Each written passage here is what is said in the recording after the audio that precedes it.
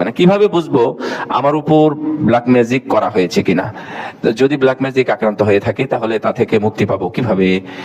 এটা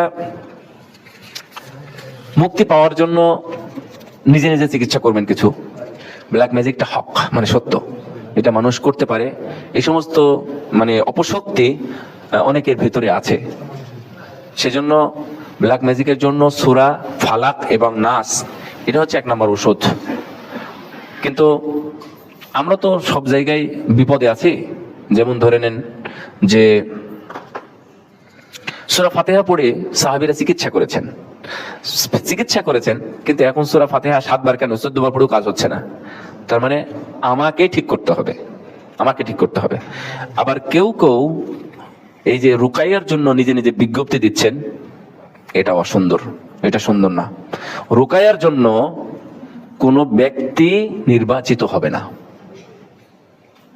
যে কোনো ব্যক্তি, অঘোষিত কোনো পরহেজগার আলেম মানুষ, তিনি এটা করবেন।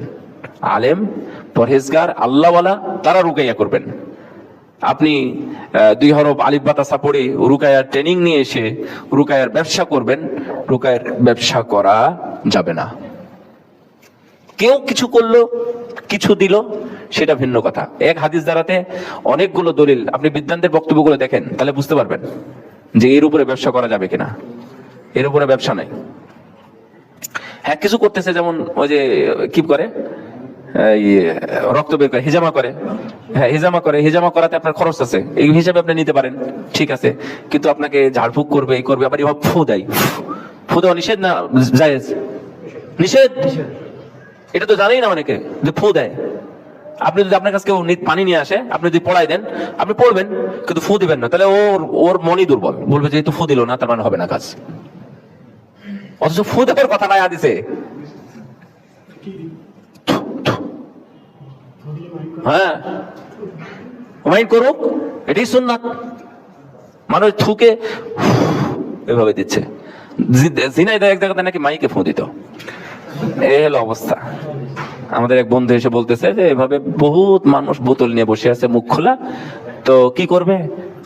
মাইকে ফু দিয়ে দিল। আস্তাগফিরুল্লাহ, এটা ব্যবসা।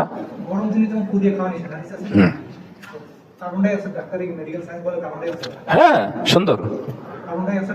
হ্যাঁ, এটা আপনারা দেখবেন আমাদের বাংলাতে এও লিখেছেন ডক্টর তারেক, সুন্নাত আধুনিক বিজ্ঞান বইটা আছে না, এই বইটা দেখবেন আপনারা, ওর মধ্যে দেওয়া আছে সুন্দর করে। তারপর ডাক্তাররাও তো বলে।